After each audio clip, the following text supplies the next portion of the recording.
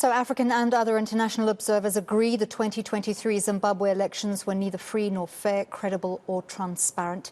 The results of the election are yet to be announced after voting was extended by a day due to late printing of ballot papers.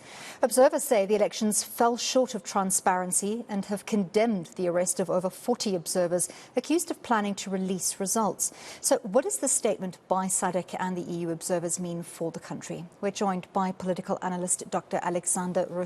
Dr. Rusero, thank you so much for speaking to us on SA Tonight this evening. First of all, SADC has denounced the Zimbabwe elections. What do you make of the significance of that? Thank you for having me on the program. Yeah, it speaks a lot because under normal circumstances, you know, Zimbabwe's social and political and economic problems, they for the umpteenth time emanate from the political problem. And the political problem, the hope was that the election would resolve this problem. But the election has once again failed to resolve the political problems which would cascade to economic and social, just like what it did in 2018. So SADC's statement casts in a certain moment of uncertainty in as much as a way forward is concerned. Because at the end of the day, if it is the ZANU-PF government, it can't be in the habit of just dismissing every report or every suggestion that is not in its favor. But there is really nothing harsh in that report, only that maybe strategic government communicators, they lack the much needed emotional intelligence. Because there are a lot of positives that SADC election observer mission also pointed, which Zimbabwe can cultivate on. But unfortunately, already there is an exchange, there is some dismissing kind of attitude on the report, which is not unhealthy. The last thing Zimbabwe would want to do is to be at loggerheads with SADC, because it will render the whole legitimate process of the state, not only of ZANU-PF government, but of the state, practically very challenging post-August 2023. So Zimbabwe's political opposition and independent analysts have long accused the police of partisan conduct, with opposition rallies often being banned or dispersed. Would you say, from what you've observed, that political parties across the board have been given a fair chance from build-up campaigning up to the elections?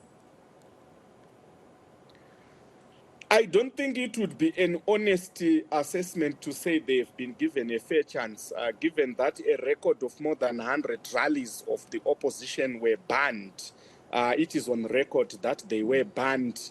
So a rally is the greatest platform that a political party sells its ideas to the electorate. And when you have 100 of your rallies banned, it means your voters, your potential voters, the electorate is also being disenfranchised.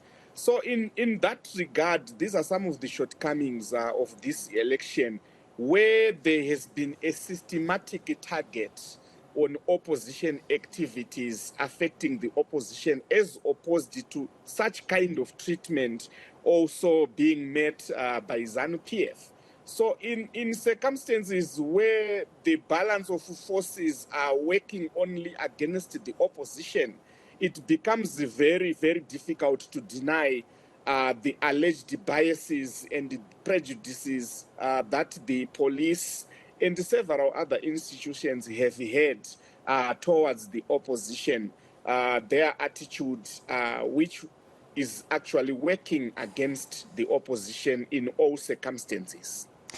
Analysts also say that ZANU-PF has a long history of using state institutions to manipulate elections in its favour.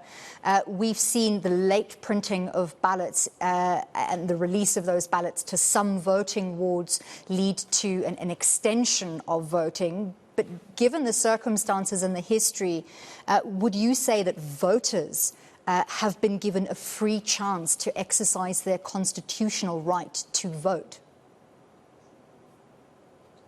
The challenge is that ZANU-PF, as a former liberation movement, has got certain old habits that are very difficult to deal away with at the moment. The guerrilla tactics, guerrilla warfare is still manifesting even in electoral politics. So when you have ballots missing in supposed opposition strongholds and no ballot paper is missing in ZANU-PF strongholds, you will be forgiven to believe that this is a suppression of the vote, this is disenfranchisement of the voter, and actually this is some technical malpractices that are meant to disadvantage the opposition.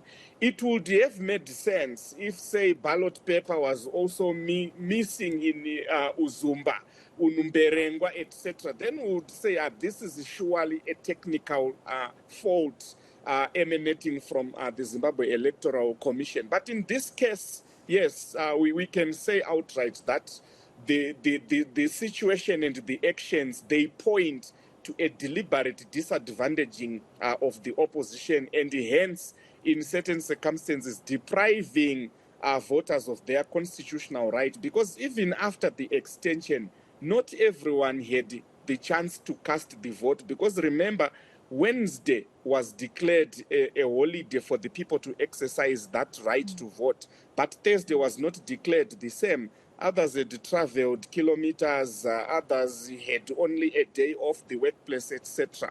So all those technicalities and complexities in exercising the constitutional right to vote, it puts ZANU-PF and Zimbabwe on an unnecessary dead spotlight of reducing this whole election exercise into some form of voting, but without necessarily choosing. Because at the end of the day, when you have voting, but the outcome is determined where you cannot really control the processes, it's very difficult. So in this case, it's very unfortunate because the election was actually a litmus test in terms of the so-called new dispensation is compliance with the amended 2021 SADC electoral guidelines. But as SADC pointed out, the conduct of this election, they fell short of the expectations of the principles that are enshrined